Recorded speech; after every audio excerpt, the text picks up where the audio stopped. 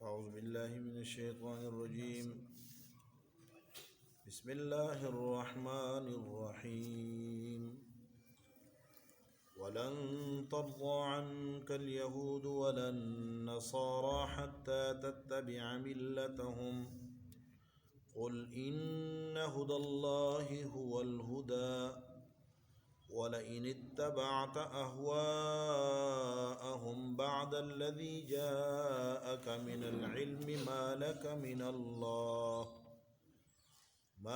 من الله من ولي ولا نصير. ولن ترضى عنك اليهود، اور ہرگز آپ سے راضی نہیں ہوں گے یہود، ولا النصارى، اور نہ ہی عیسائی، حتیٰ تتبع ملتهم، یہاں تک کہ آپ ان کے دین کے تابع ہو جائیں. قل، آپ ان سے کہہ دیجئے، ان ھدی اللہ ھو الھدی، رہنمائی جو اللہ نے کی ہے وہی اصل میں رہنمائی ہے اور ہدایت ہے، یا دین وہی حق ہے جو اللہ کا دین ہے. وَلَئِنِ اتَّبَعْتَ أَهْوَاءَهُمْ، اور اگر آپ ان کے خواہشات کے پیچھے چل پڑے، بالفرض والمحال، بعد الذی جاءک من العلم، بعد اس کے کہ آپ کے پاس علم یعنی قرآن آ چکا ہے، دین آ چکا ہے، تو ما لک من اللہ من ولی ولا نصیر، ما لک من اللہ، تو نہیں ہوگا آپ کے لیے، من اللہ، اللہ کے سے بچانے کے لیے، من عذاب اللہ، اللہ کے عذاب سے بچانے کے لیے، من ولی، کوئی دوست، ولا نصیر، اور نہ کوئی مددگار.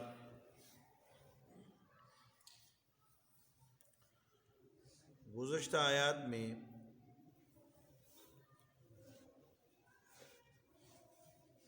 یہود و نصارہ اور اہل کتاب کے اعتراضات اور ان کے اشکالات ذکر ہوئے، اور ان میں یہود و نصارہ کا زیادہ تر زور، خصوصاً یہود کا زیادہ تر زور اس بات پر تھا کہ مسلمانوں کو مسلمان نہ رہنے دیا جائے، مسلمان کو اس کے مسلمانی سے اور ایمان سے ہٹا لیا جائے.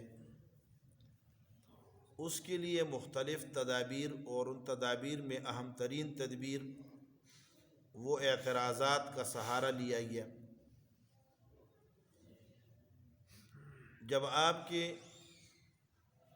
نظریے پر اعتراضات اٹھتے ہیں، اور اعتراضات بھی اہل علم لوگ کرتے ہیں، جن کے پاس علم ہوتا ہے، تو عام آدمی ان کی یہ اعتراضات اور اشکالات سن کر متزلزل ہو جاتا ہے کہ شاید میں صحیح نظریے اور صحیح عقیدے پر نہیں ہوں. اس لیے جب عرب کے عام لوگ، جن میں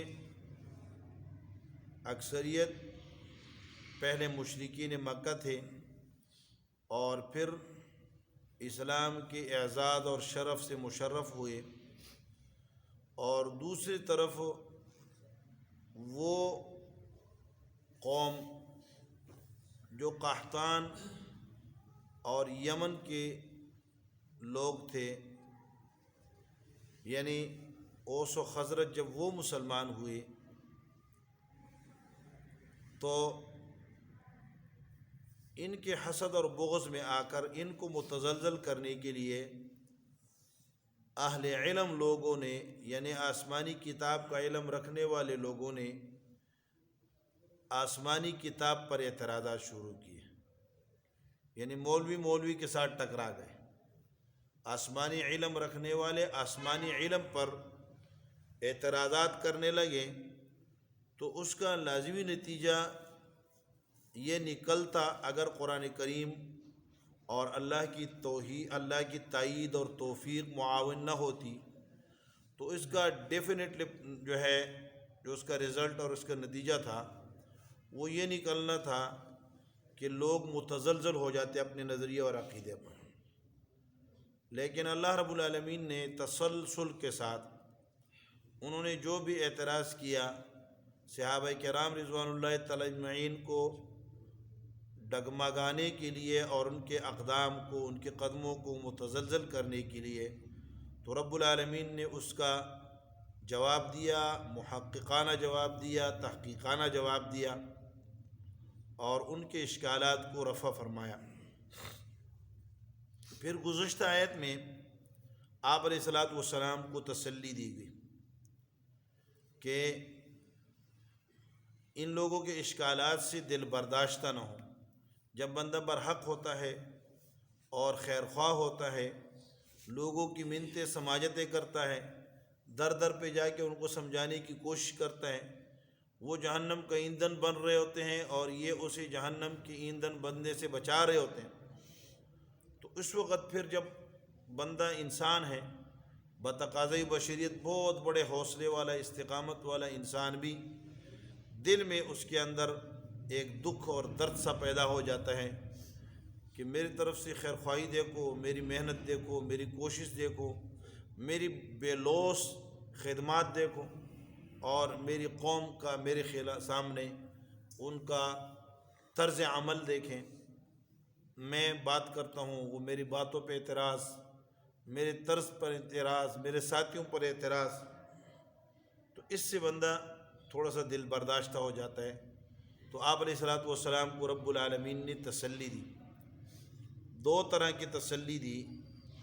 ایک گزشتہ آیت میں گزری کہ ہم نے آپ کے سر پہ رسالت کا تاج سجایا ہے، لہذا آپ اس رسالت کے تاج کا بوجھ جب اٹھا رہے ہیں تو آپ ان کے لوگوں کی باتوں میں نہ آئیں۔ آپ کو جو مقام ملا ہے وہ ان کے باتوں سے بہت اونچا ہے۔ ان کے زلفی تم اندیش زغوغائے رقیبان، آواز سگان کم نہ کند بانگے گدارا۔ تمہاری فقیرانہ صدا ہے نبوت کی اور توحید کی، سے لگاتے رہو، کتے جتنا مرضی بھونکے آپ کی آواز کو نہیں دبا سکتے۔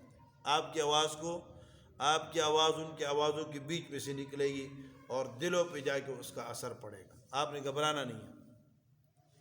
تو ایک تو یہ تسلی دی کہ آپ حق کے ساتھ بھیجے گئے ہیں، اور کون جہنم میں جا رہا ہے کون بچ رہا ہے اس کے آپ ذمہ دار نہیں ہیں۔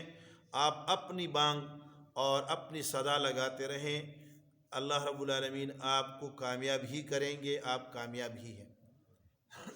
دوسرا طریقہ آج کی آیت میں ذکر ہے کہ یہود و نصارہ نے صلح اور مصالحت کی پیشکش کر دی کہ ہمارے ساتھ صلح کر لیں۔ صلح کیسے کریں؟ صلح ایسے کریں کہ ہماری بات، ہمارے دین کو مان لیں، ہمارے تابع ہو جائیں، ہمارے پیچھے چلیں، تو ہماری آپ کے ساتھ لڑائی ختم ہو سکتی ہے۔ تو مصالحت تو یہ نہیں ہوتی نا، صلح تو یہ ہوتی ہے کہ کچھ میری مانو کچھ میں آپ کی مانتا ہوں۔ یہ کہتے نہیں، ساری ہماری مانو پھر ہم تم سے راضی ہو جائیں گے۔ آج بھی یہی ہے، آج بھی ڈو مور، مزید کرو، مانگے جا رہے ہیں، مانگے۔ آپ نے کیا کیا ہے؟ قرض روپے دے دی، ہم آپ کو قرض دیں گے، پھر آپ سے لینا بھی ہے، سود سمیت لینا ہے، اور آپ نے ہمارے لیے بندے مارنے ہیں، خود بھی مرنا ہے، اپنے آپ کو بھی مارنا ہے، اپنے فوجیوں کو بھی مروانا ہے، عوام کو بھی مروانا ہے، آپ نے یہ کرنا ہے، اور ہم نے آپ کو قرضہ دے دینا ہے۔ تو بھائی یہ کوئی بات؟ اس کا مطلب یہ ہے کہ ہماری مانو بس۔ تو آپ علیہ الصلوۃ والسلام کو اللہ رب العالمین نے فرمایا کہ اگر آپ چاہتے ہیں کہ ان کے ساتھ کوئی صلح مصالحت ہو جائیں، کوئی کمپرومائز ہو جائیں، کوئی درمیانی راستہ نکل آئے، تو یہ نہیں ہو سکتا۔ ان کا مقصد کیا ہے؟ یہ جب بھی کبھی کہیں گے کہ ہمارے ساتھ درمیانہ راستہ نکالے، تو ان کا مقصد یہ ہوگا کہ اپنا دین چھوڑ کر ہمارے دین کے تابع ہو جائے۔ تو ایسا نہیں ہو سکتا۔ یہ راضی تب ہوں گے، آپ قرآن نے فرمایا لن ترضی، ہرگز ہرگز راضی نہیں ہوں گے ان کا آپ سے یہود ولا النصارى، نہ نصارہ، حتی تتبع ملتہم، یہاں تک کہ آپ ان کے ملت کے تابع ہو جائیں۔ ملت جو اصول پر مبنی ہو، جو اصول دین ہوتے ہیں، اس کو ملت کہتے ہیں، اور بنیادی عقائد کو دین کہتے ہیں، اور فروع کو شریعت کہتے ہیں۔ یہ انشاءاللہ آگے آئے گی اس کی تفصیل کہ ملت، تو آپ ان کے ملت کے تابع ہو جائیں۔ اب یہاں ملت کا لفظ آیا ہے، ملت، حالانکہ ان کے پاس ملتین تھے، دو ملتیں تھیں، عیسائیت الگ ملت تھی اور یہودیت الگ ملت تھی، لیکن اللہ رب العالمین نے فرمایا حتی تتبع ملتہم، ان کی ملت کے تابع ہو جائے۔ یہیں سے آپ علیہ الصلوۃ والسلام نے فرمایا الکفر ملت واحدہ، کہ کفر وہ سارا کا سارا ایک ہی ملت ہے جو اسلام کو مٹانے پہ در پہ ہے۔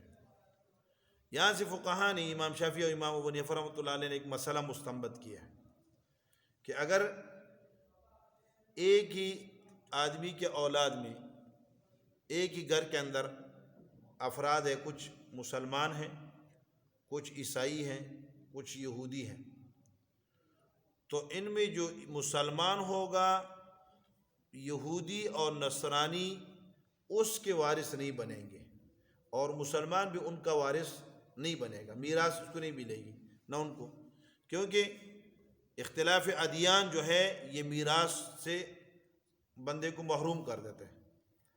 یعنی موانع ارث میں سے ایک مانع ارث کیا ہے؟ یہ یعنی اختلاف ادیان، دینوں کا الگ الگ ہو جانا، ایک آدمی ایک دین کا ہے، دوسرے دوسری دین کا ہے۔ لیکن اگر جو کیا ہے یہود و نصارہ ہیں، ان میں سے اگر کوئی مرتا ہے تو وہ ایک دوسرے کے وارث بنیں گے، ان کو ایک دوسرے کی میراث ملے گی، کیونکہ الکفر ملت واحدہ، ان کی ملت ایک ہے، اگرچہ تو اسلام دشمنی میں وہ کیا ہے؟ ایک ہی ملت ہے۔ تو فرمایا حتی تتبع ملتہم، یہاں تک کہ آپ ان کی ملت کے تابع ہو جائیں، ان کے قانون کے مطابق چل پڑیں، ان کے بنائے ہوئے قوانین پر چلیں، ان کی جمہوریت کو اپنی جمہوریت سمجھیں، ان کے فیصلوں کو اپنے فیصلے سمجھیں، ان کی سود کی حلت کو آپ سود کی حلت سمجھ لیں، جیسے وہ سود کو حلال سمجھتے ہیں آپ بھی سود کو حلال سمجھیں، جیسے وہ بدکاری اور بدعملی اور زناکاری کو حلال سمجھتے ہیں آپ بھی سمجھیں، جیسے وہ بے پردگی اور بے حیائی کو حلال سمجھتے ہیں آپ بھی سمجھنے لگ جائیں، جیسے وہ جو ہے نا مادر پدر آزاد پھرتے ہیں آپ بھی اس طرح ہو جائیں، تو پھر کہیں گے یہ بڑا صحیح ہمارا دوست ہے، یہ ہمارا دوست ہے۔ لیکن اس سے نچلے پہ آپ سے وہ کبھی راضی نہیں ہوگی۔ اگر آپ کہیں گے کہ میری صورت الگ ہے، آپ کی صورت الگ ہے، میرے نبی نے کہا خالف الیہود والنصارى، یہود و نصارہ کی مخالفت کرو، مونچے کٹاؤ اور داڑیاں بڑھاؤ، اگر اس پہ چلو گے تو پھر تمہاری دشمنی ہوگی، داڑھی کے ساتھ ان کی دشمنی ہوگی، پگڑی کے ساتھ ان کی دشمنی ہوگی، یہ ان کو برداشت نہیں ہے۔ لن حتی تتبع ملتہم، ان کی دین کے تابع ہو جائیں تو تب جا کے ان کے ساتھ آپ کی صلح اور مصالحت ہو سکتی ہے، ورنہ کوئی دوسرا راستہ نہیں ہے۔ تو یہ سارا زور اسی پہ لگا ہوا ہے شروع سے لے کے آج تک، کہ مسلمان اپنے دین سے ہٹ جائے۔ اسی لیے تو لارڈ میکالے نے کہا تھا کہ میں ایسا نظام ترتیب دے رہا ہوں، ایسا نظام مرتب کر کے ہندوستان میں دے کر جا رہا ہوں کہ جس کو پڑھنے والا مسلمان شکل و صورت سے تو ہندوستانی ہوگا، لیکن سوچ و فکر کے اعتبار سے وہ کیا ہوگا؟ انگلستانی ہوگا۔ وہ اگر مسلمان کافر نہیں بھی بنے گا تو کم از کم مسلمان نہیں رہے گا، کافر نہیں بھی بنے گا کم از کم مسلمان نہیں رہے گا۔ تو ان کی کوشش یہ ہے، وہ راضی تب ہی ہوں گے جب آپ کیا ہو جائیں؟ ان کے تابع ہو جائیں۔ اور ان کا دعویٰ یہ ہے کہ ہمارے پاس ہدایت ہے اور ہمارا راستہ ہدایت کا راستہ ہے، ہمارا دین ہدایت کا دین ہے۔ تو آپ ان کو جواب میں کہہ دیجئے قل ان ھدی اللہ ھو الھدی، کہہ دیجئے اللہ کی ہدایت وہی ہدایت ہے۔ یہ اصولیین اور جو نحویین ہے وہ کہتے ہیں ھدی اللہ ھو الھدی، اس کو حمل اولی کہتے ہیں، منطقی اس کو کیا کہتے ہیں؟ حمل اولی۔ حمل اولی کا معنی یہ ہوتا ہے ایک آدمی سے کسی چیز کے بارے میں پوچھا جائے، تعریف پوچھی جائے کہ اس چیز کو کیا کہتے ہیں، وہ کہتے ہیں اس کو یہی چیز کہتے ہیں۔ مثال کے طور پہ کسی سے پوچھا جائے کتاب کس کو کہتے ہیں، وہ کتاب کو کہتے ہیں، کتاب ہوتی ہے۔ تو کتاب ہوتی ہے، یہ تو کوئی تعریف نہیں ہوئی، یہ تو کیا حمل الشیء علی نفسی ہی ہے، یعنی وہی چیز جواب میں بول دی۔ تو قل ان ھدی اللہ ھو الھدی، ہدایت وہی ہدایت ہے، تو یہ تو ایک ہی چیز ہوئی۔ ہمارے شیخ موسیٰ رحمۃ اللہ علیہ ہمیں کہنے لگے کہ بھائی تعریف حمل اولی کے بحث آئی تو انہوں نے کہا کہ تعریف جو ہوتی ہے وہ معرف کا غیر ہوتی ہے، اگر آپ وہی تعریف کریں گے تو کیا ہے، وہ تعریف الشیء بے نفسی ہی ہو جائے گی اور اس سے فائدہ حاصل نہیں ہوتا۔ آپ سے کوئی پوچھیں ٹوپی کیا ہوتی ہے، آپ کہتے ہیں ٹوپی ہوتی ہے، تو وہ کہتا ہے یہ کیا ہے، ٹوپی ہوتی ہے، مجھے پتا ہے ٹوپی ہوتی ہے۔ تو مبتدا اور خبر ایک دوسرے کے غیر ہو، زید عالم، زید عالم، زید قائم، زید کھڑا ہے، کھڑا ہونے والا ہے، تو پھر اس کا معنی ہمیں سمجھ میں آئے گا۔ اگر آپ کہیں گے زید ہے تو پھر تو اس کا فائدہ کوئی نہیں۔ تو ان ھدی اللہ ھو الھدی، یعنی ھو الھدی الذی، یہ شرعقائد کے اندر جو ہے وہ مسئلہ ہے وہ آنا کہ حقائق الاشیاء ثابتۃ، حقائق الاشیاء ثابتۃ، تو وہ کہتے ہیں کہ حقائق الاشیاء اور ثابت تو ایک ہی چیز، حقیقت اسے کہتے ہیں جو ثابت ہو، اور آپ کہتے ہیں ثابتۃ تو ثابت بھی ثابت ہے، تو اس کا معنی تو یہ ہو کہ الثابت ثابت ہے، تو یہ حمل اولی ہے، یہاں پہ شیخ صاحب نے فرمایا تھا۔ تو اس کا جواب یہ ہے کہ ما نعتقدہم الھدی، جس چیز کو ہم اللہ کی ہدایت کہتے ہیں، فہو فی الحقیقۃ الھدی، وہ حقیقت میں ہدایت ہے۔ جو چیز اللہ کی طرف سے ہدایت بن کر آئی ہے، حقیقی ہدایت وہ ہے۔ اور ہدا سے مراد یہاں کیا ہے؟ اسلام ہے۔ ہدا سے مراد کیا ہے؟ اسلام ہے، یعنی اسلام وہ حقیقت میں اللہ رب العالمین کی طرف سے وہی ہدایت کا راستہ ہے۔ لہذا اسلام کے علاوہ جو جتنے راستوں پہ چلے گا تو وہ کیا ہوگا؟ وہ گمراہی کے راستے پہ جائے گا۔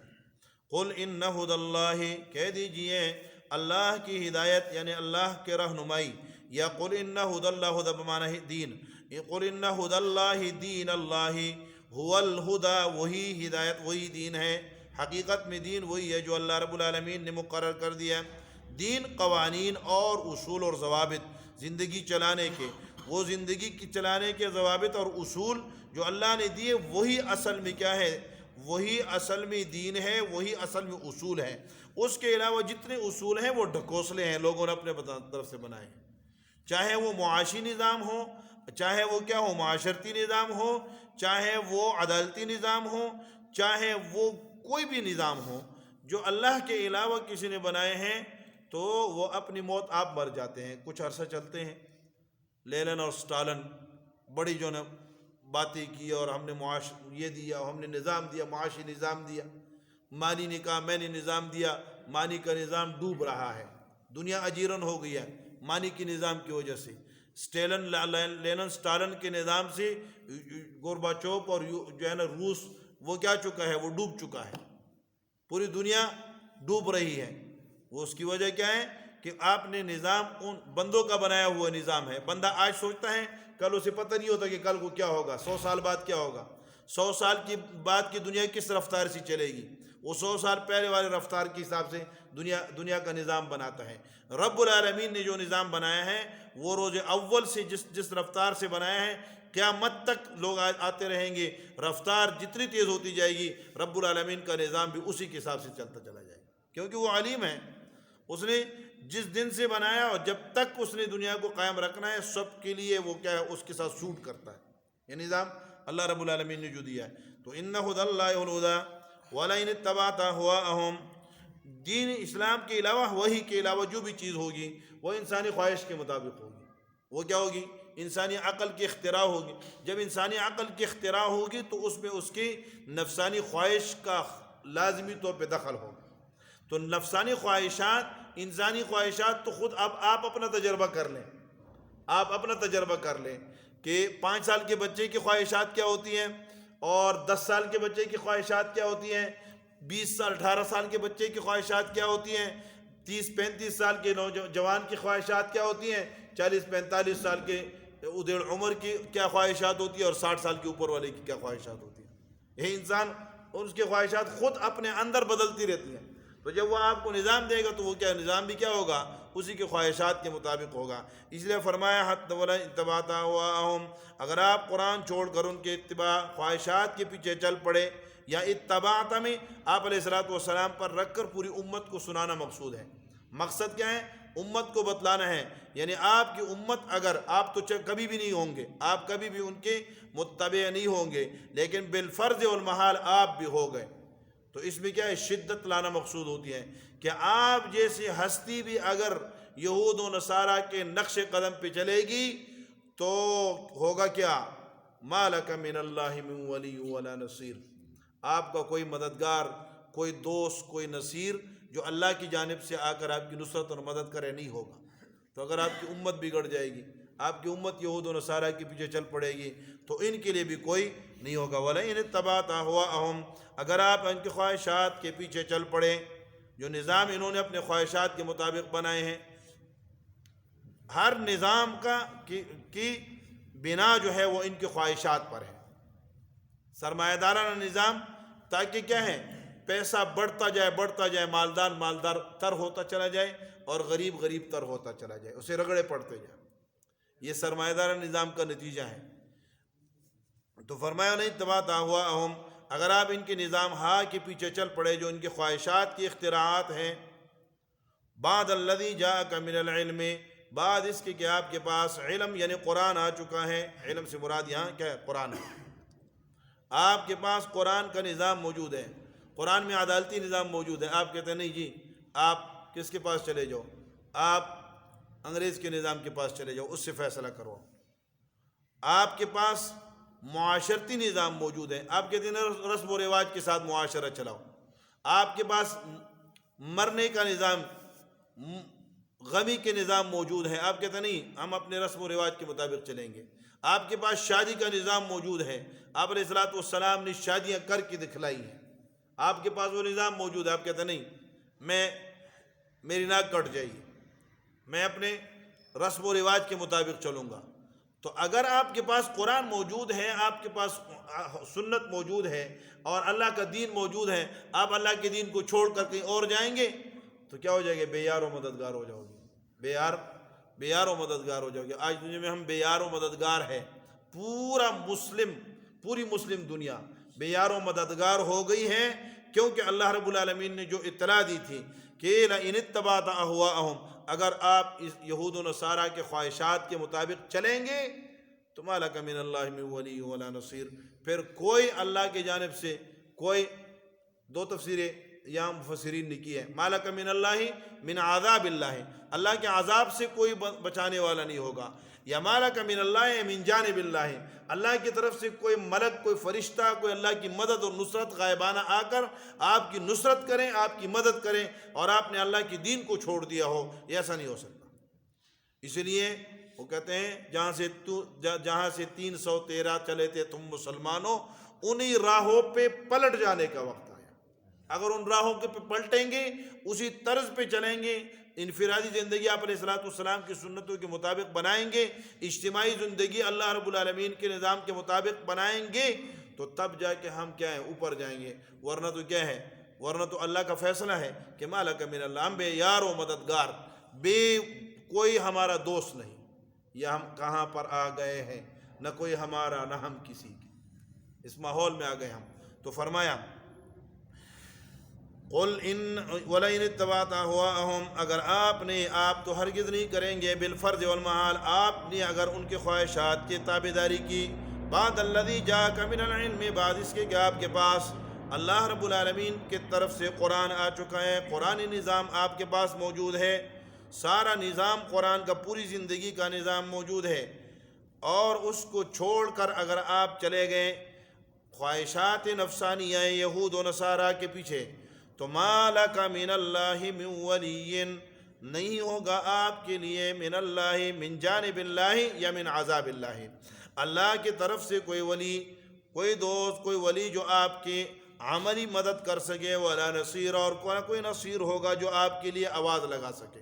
کوئی اقوام متحدہ میں کھڑے ہو کے آپ کے لیے نہیں بولے گا آپ کا سارا فلسطین رل جائے، آپ کا سارا کشمیر رل جائے، آپ کے بچیاں و بچے، آپ کا پورا معاشرہ، پوری مسلم دنیا کے اوپر کیا وہ بلڈوزر چڑھ جائیں، کوئی نہیں ہوگا آپ کے لیے بولنے والا۔ مالک من اللہ من ولی ولا نصیر، نہ کوئی اللہ کی جانب سے کوئی آواز سننے والا آئے گا کہ جو محمد ابن قاسم بن کر آپ کی چیخ پر پہنچ جائے، اور نہ ہی کوئی کیا ہوگا دنیا میں آپ کا مددگار ہوگا، کوئی بولنے والا بھی نہیں ہوگا، کوئی ہاتھ دینے والا بھی نہیں ہوگا۔ اس لیے دنیا کو اور مسلم کو اس وقت اللہ کی دین کی طرف آنا انتہائی ضروری ہے۔ ساری دنیا فیل ہو چکی ہے، ساری دنیا کے نظام فیل ہو چکے ہیں۔ جب تک مسلمان قرآن کی طرف نہیں آئیں گے، قرآن کو نہیں سیکھیں گے، قرآن کے مطابق عمل نہیں کریں گے، انفرادی اجتماعی زندگی قرآن پر نہیں بنائیں گے، مشکل حالات میں ہم جکڑے رہیں گے۔ یہ اللہ کا فیصلہ ہے۔ اللہ ہم سب کے حال پہ رحم فرمائے، پورے عالم اسلام کی، پوری دنیا اسلام کے حال پہ رحم فرمائے۔ مسلمانوں کو اللہ رب العالمین اپنے دین کی طرف رجوع کرنے کی توفیق نصیب فرما دے۔ قاری صاحب کا ذکر ہو رہا تھا اللہم صلی وسلم علی جنت اور دوزخ کا، کیا قیامت برپا ہونے سے پہلے اس چیز کا فیصلہ ہو جائے گا کہ کس کو دوزخ ملے گی، کس کو جنت ملے گی؟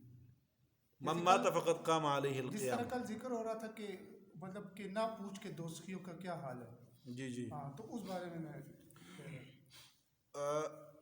لا تسأل عن اصحاب الجحیم، یہ ہے نا، لا تسأل عن اصحاب الجحیم۔ ہاں، یہ اس میں یعنی اگر ایک آدمی ایمان کے حالت میں دنیا سے جا چکا ہے تو لازمی بات ہے اس کے جنت کا فیصلہ ہو چکا ہے۔ اب وہ بدعمالیوں کے نتیجے میں کتنے دیر جہنم میں رہتا ہے یہ اللہ کا فیصلہ ہے، لیکن جو اجمالی فیصلہ ہے وہ ایمان والوں کے حق میں جنت کا ہے، اور اجمالی فیصلہ کفر والوں کے حق میں جہنم کا ہے۔ تو ہم دنیا میں یہ کہہ سکتے ہیں، البتہ یہ جو لا تسأل عن اصحاب الجحیم ہے، اس میں یہ معنی ہے کہ جو لوگ جہنم والا راستہ اختیار کر چکے ہیں ان کو کس قسم کا عذاب ہوگا، اس عذاب کے بارے میں آپ نہ پوچھیں، یعنی وہ آپ کے سوچ سے بھی بڑھ کر عذاب ہوگا، اس کا یہ معنی۔ اللہم صلی وسلم علی سیدنا محمد وعلی آلہ وصحبہ وبارک وسلم تسلیما کثیرا کثیرا۔ ربنا تقبل منا انک انت السمیع العلیم وتب علینا یا مولانا انک انت التواب الرحیم۔ اللہم اہدنا واہد بنا واجعلنا سببا لمن اہتدى۔ اللہم اغفر لنا ولجمیع المؤمنین والمؤمنات والمسلمین والمسلمات الاحیاء منهم والاموات انک علی کل شیء قدیر۔ ربنا لا تزغ قلوبنا بعد إذ هديتنا وهب لنا من لدنك رحمة إنك أنت الوهاب۔ اللهم إنا نسألك علما نافعا وعملا متقبلا ورزقا حلالا طيبا واسعا وشفاء من كل داء۔ اللهم توفنا مسلما والحقنا بالصالحين۔ صلى الله تعالى على النبي الكريم وعلى آله وصحبه أجمعين۔